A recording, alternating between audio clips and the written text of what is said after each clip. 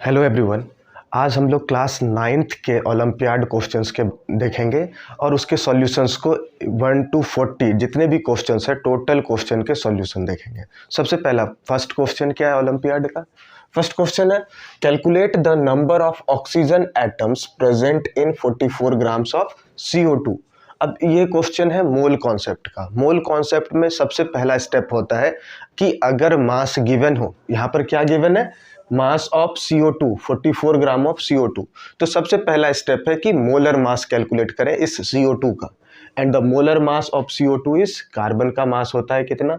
Molar mass is equal to mass of carbon, molar mass of carbon जो कि है 12, और फिर ऑक्सीजन का होता है 16 इंटू 2 32, ठीक है, is equal to 44 grams per मोल। ध्यान रखना इस चीज को। यहाँ पर हमने पहले कैलकुलेट किया मोलर मास ऑफ CO2 जो कि होता है molar mass of carbon plus 2 into molar mass of oxygen, 12 plus 32 यानी कि 44 ग्राम्स पर मोल। अब जब हमने कार्बन डाइऑक्साइड का मोलर मास कैलकुलेट कर लिया, अब हमें कैलकुलेट करना है number of moles, and number of moles is equal to given mass of the sample divided by molar mass, यानी कि number of moles is equal to 44 mass of the sample divided by molar mass जो 1, ठीक है। तो हमने क्या calculate किया? सबसे पहले कैलकुलेट किया molar mass of carbon dioxide which is 44 grams per mole, then number of moles, mass of the sample और given mass divided by molar mass. Given mass था 44 grams divided by molar mass यानी कि आ गया 1 mole. It means that 44 gram of CO2 contains 1 mole of CO2। कितने molecules होंगे? 1 मोल। अब एक मॉलिक्यूल CO2 में टोटल ऑक्सीजन एटम्स है 2। 1 अगर CO2 मॉलिक्यूल की बात करें तो इसमें 2 ऑक्सीजन एटम प्रेजेंट है, तो 1 मोल CO2 में कितने ऑक्सीजन एटम्स होंगे? 2 मोल्स ऑफ ऑक्सीजन एटम, जितना है उसका डबल हो जाता है, यानी कि नंबर ऑफ ऑक्सीजन एटम्स हो जाएगा 2 मोल्स। और 2 मोल्स को क्या लिखा जा सकता है? 2 into 6.022 into 10 to the power 23। अब इसे कैलकुलेट करो तो ये आ जाएगा 12.044 इंटू 10 टू द पावर 23। अब इसमें से कौन सा आंसर सही है? तो ये ऑप्शन ए देखते हैं, 12.044 इंटू 10 टू द पावर 23। अगर यहाँ पर पॉइंट आ जाए तो ये हो जाएगा 1.2 into 10 to the power 24। Option A will be correct, ठीक है। Next question number 2, which of the following is called the suicide bag of the cell which is lysosome. ये होता है suicide bag of the cell. It means it contains some kind of digestive enzyme, और वो इतना powerful होता है कि वो सेल को ही डाइजेस्ट कर लेता है, तो इसका आंसर हो जाएगा lysosome. Next question number 3, the momentum of a toy bus of 0.01 kg moving with a velocity of 5 metre per second is. अब देखिए मोमेंटम क्या होता है? Momentum is product of mass and velocity. Momentum क्या होगा? किसी भी ऑब्जेक्ट का अगर बोले कि what is the momentum of this object, तो first we will multiply the mass by its velocity, ठीक है। And momentum is a vector quantity. Momentum क्या है? एक वेक्टर क्वांटिटी है, ये ध्यान रखना है। तो अब इस क्वेश्चन में हमें क्या गिवन है? मास का ऐसा यूनिट क्या होता है? किलोग्राम्स, यानी कि ये यूनिट में सही है। और इसका वेलोसिटी कितना गिवन है? 5 मीटर पर सेकेंड, ये भी ऐसा यूनिट सही है स्पीड वेलोसिटी का। तो मास इंटू वेलोसिटी यानी कि 5 मल्टीप्लाइड बाय 0.01 जो कि आ जाएगा 0.05 kg मीटर पर सेकेंड। बहुत ही सिंपल क्वेश्चन है ये, momentum, mass into velocity, option B, ठीक है, ये है। चलिए अब नेक्स्ट क्वेश्चन नंबर 4 समझते हैं। क्वेश्चन नंबर 4 क्या है? 2 particles are placed at some distance if mass of each of the particles doubled, keeping the distance between them unchanged, the value of gravitational force between them। अब ये question है gravitation chapter से। अब gravitation chapter में एक ही concept जो सबसे important है वो है यूनिवर्सल लॉ ऑफ ग्रेविटेशन। वो क्या कहता है कि the force acting between 2 objects is directly proportional to product of mass and inversely proportional to square of distance between them. Suppose 2 object को रखा गया, यहाँ पर एक ऑब्जेक्ट है और यहाँ पर दूसरा ऑब्जेक्ट है। इसका मास हमने बोला m1 है, इसका मास m2 है और दोनों के बीच का डिस्टेंस है r।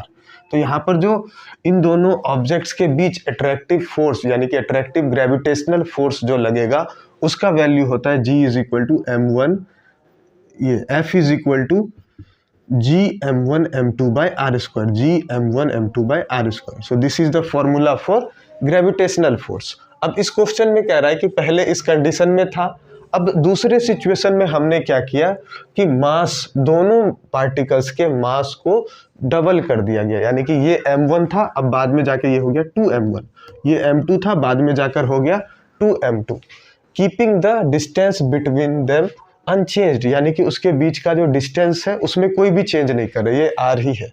तो फोर्स में क्या चेंज आ जाएगा, अब जो नया फोर्स होगा यानी कि F डैश वो हो जाएगा G 2m1 into 2m2, 2m1 into m2, इसे लिखा जा सकता है m1 m2 और यहाँ पर 4, 2m1 2 और 2 मल्टीप्लाई होकर 4 हो गया divided by square. It means that this new force is 4 times the oldest force. पहले जितना फोर्स लग रहा था उससे 4 गुना ज़्यादा फोर्स लग रहा है। तो इसमें ऑप्शन हो जाएगा the value of gravitational force between them will be 4 times, option B. ठीक है, next question, question number 5, which one of the following is a homogeneous mixture. अब मिक्सचर्स कितने तरीके के होते थे, 2 तरीके के, एक होमोजीनियस मिक्सचर अगर याद हो तो, और दूसरा हेट्रोजीनियस मिक्सचर।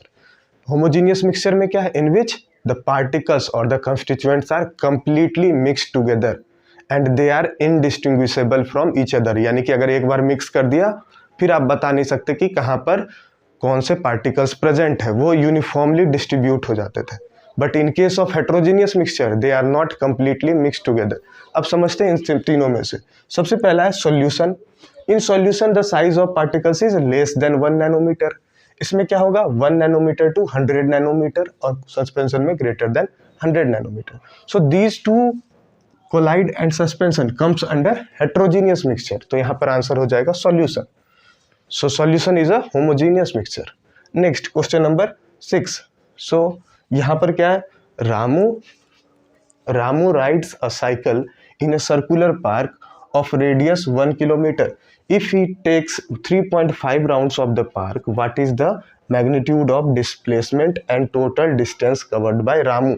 अब यहाँ पर ये जिस टॉपिक से है वो है डिस्टेंस एंड डिस्प्लेसमेंट। डिस्टेंस क्या होता है, actual length of the path covered by any object, और displacement the shortest distance between 2 points. तो एक सर्कुलर पार्क है, मान लेते हैं ये है सर्कुलर पार्क। इस सर्कुलर पार्क का जो रेडियस है वो गिवन है 1 किलोमीटर।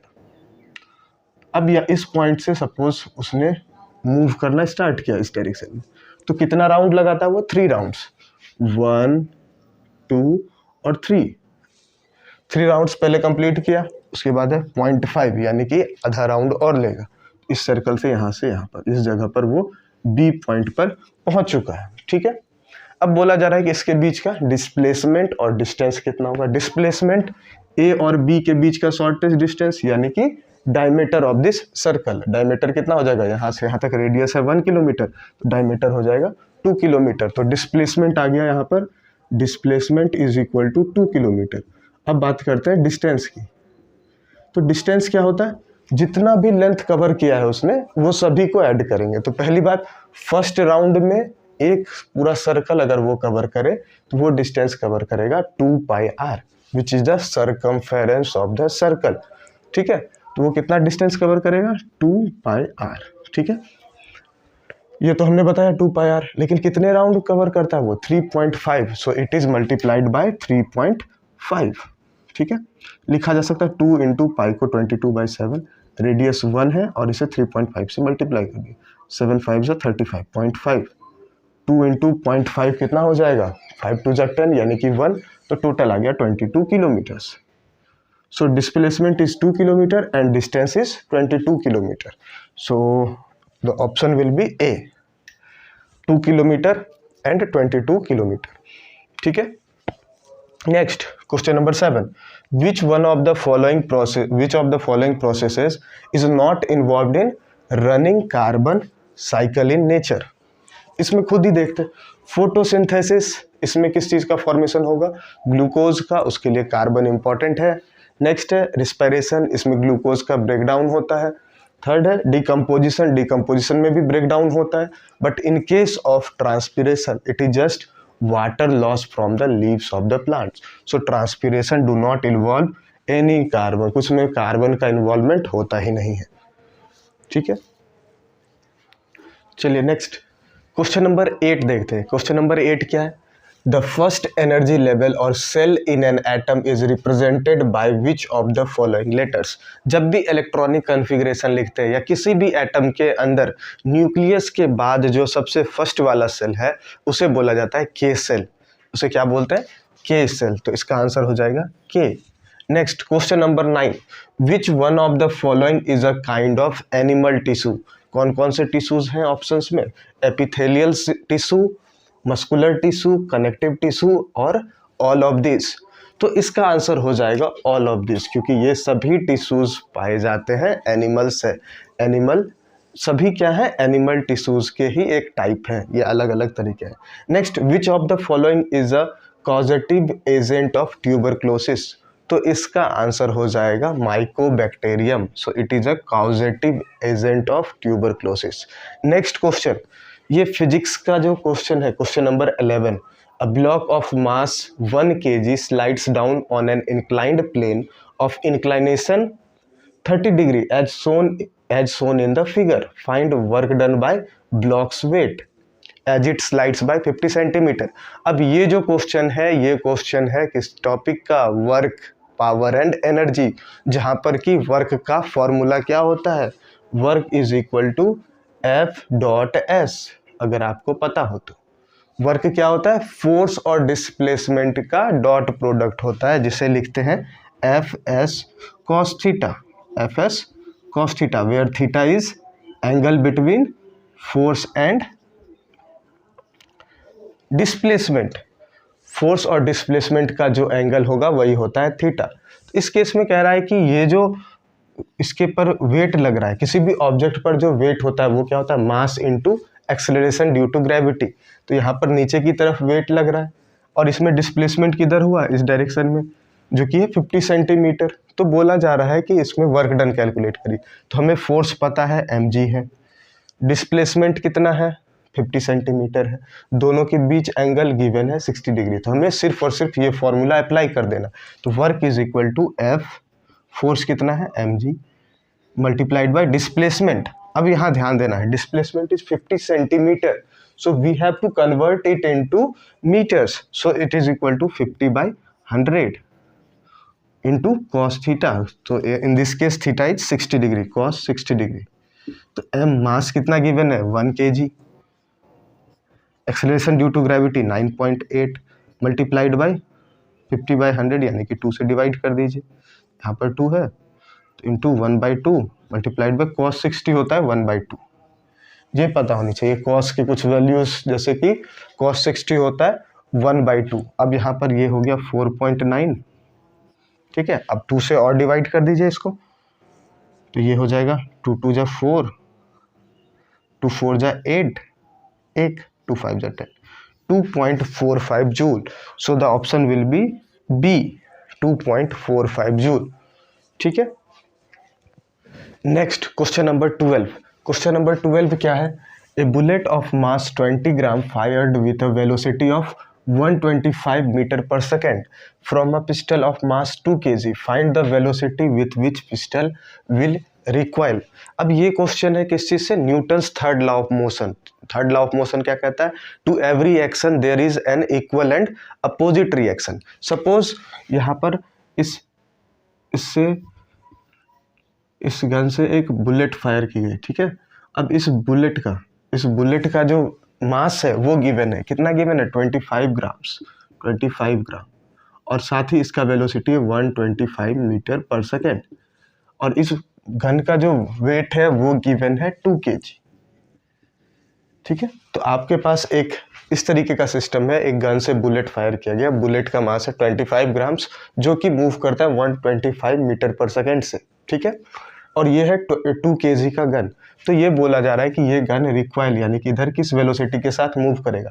अब न्यूटन्स थर्ड लॉ क्या है कि टू एवरी एक्शन, यानी कि जितना मोमेंटम इस डायरेक्शन में है उतना ही मोमेंटम लेफ्ट साइड में होगा. सपोज हमने बोला m1v1, ये m2v2 के इक्वल होगा। This is Newton's third law of motion.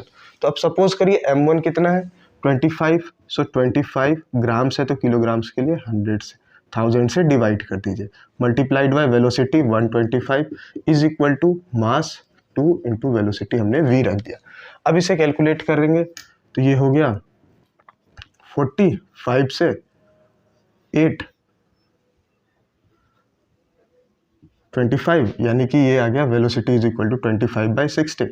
जब इसे पॉइंट में कन्वर्ट करें तो ये आएगा 1.56 metre per second. So the option will B this, option A. ठीक है। Next, what is the weight of an object on the surface of moon if the weight of that object on the earth is 60 Newton. अब इस question को समझते हैं कि अगर अर्थ के सरफेस पर जितना भी ग्रेविटी है वो मून के सरफेस पर कितना हो जाता है 1/6, क्योंकि मून का मास भी बहुत कम है। तो मास कम होने के कारण जो एक्सेलरेशन ड्यू टू ग्रेविटी है वो भी कम हो जाएगा। तो सपोज अर्थ के ऊपर जो मास है, मास ऑफ ऑब्जेक्ट एट अर्थ, वो है 60 न्यूटन। सॉरी, अब ये जो क्वेश्चन नंबर 13 है, ये क्वेश्चन में क्या होता है कि वेट जो है किसी भी ऑब्जेक्ट का वो अर्थ के ऊपर, weight of that object on earth is equal to 60 newton. तो वेट किसके इक्वल होता है, मास इंटू mg के इक्वल होता है। और वही इसका मतलब हो गया कि अगर ग्रेविटेशन को 10 metre per second square consider किया जाए, ठीक है, तो यहाँ पर मास कितना हो जाएगा, mass is equal to 10 kg। बात समझ आ रहा है, क्योंकि mg इज इक्वल टू 60 हो गया, g इज इक्वल टू 10 है, तो यहाँ पर मास आ गया 6 kg। सॉरी, g 10 है तो 10 से डिवाइड किया 6 kg। अब वही मून की बात करें, weight of that object on moon m into G का वैल्यू कितना हो जाएगा, जो अर्थ पर ग्रेविटेशन है जो कि है 10, उसे 6 से डिवाइड कर दीजिए, 1/6 of the gravitation on the earth. तो हमने 6 से डिवाइड किया, मास कितना है 6 मल्टीप्लाइड बाई 10/6, यानी कि ये कट के आ गया 10 newton will be the weight of that object on moon. तो यहाँ पर 10 न्यूटन होगा answer, option B. Next, question number 14, a solution contains 70 gram sugar in 40 grams of water, calculate concentration by mass. ये तो बहुत ईजी क्वेश्चन है। किसी भी सॉल्यूशन का मास बाय मास परसेंटेज निकालना हो तो उसका एक फॉर्मूला है जो याद रखना है हमें, क्या है, mass by mass percent is equal to mass of solute divided by mass of solution into 100। So mass of solute, यहाँ पर सॉल्यूट क्या है, शुगर, क्योंकि शुगर को ही डिसॉल्व किया जा रहा है वाटर के अंदर, वाटर में प्रेजेंट है। तो 70, मास of solute is 70 divided by mass of solution, and mass of solution is mass of solute plus mass of solvent, यानी कि 400 प्लस 70, 470 मल्टीप्लाइड बाय 100,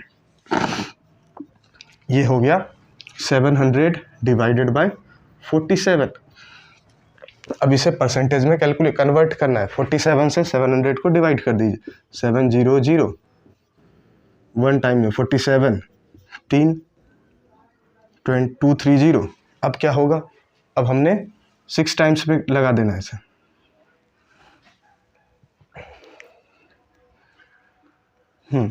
6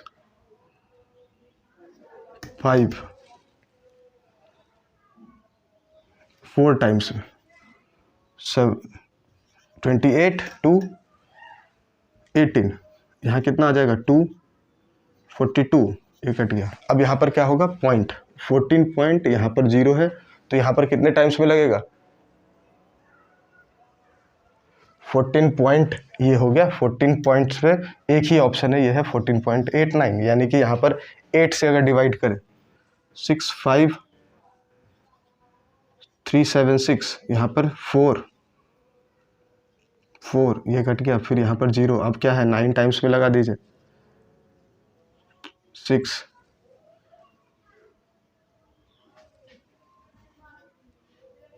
423, ठीक है। तो आंसर हो जाएगा इसका 14.89%। So this will be the mass by mass percentage of 70 gram sugar dissolved in 40 grams of water. Next, which of the elements is diatomic. Diatomic का मतलब है कुछ ऐसे एलिमेंट्स है जो सिंगल एटॉमिक स्टेट में एग्जिस्ट ही नहीं करते हैं। जैसे ही उन सारे एटम्स को एक साथ रखेंगे वो खुद ही कंबाइन करना शुरू कर देता है और डायटोमिक ट्राइएटोमिक में वो कन्वर्ट हो जाता है। जैसे अगर बात करें इस सब की, सोडियम, कॉपर और आयरन की, ये सभी मेटल्स हैं और मेटल्स कभी भी अपने साथ कंबाइन होकर केमिकल बॉन्ड फॉर्म नहीं करता।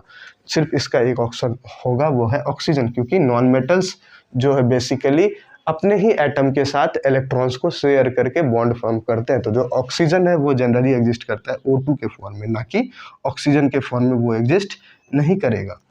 ठीक है, आयरन एग्जिस्ट कर सकता है, कॉपर और सोडियम, लेकिन ऑक्सीजन, तो आंसर हो जाएगा ऑप्शन सी।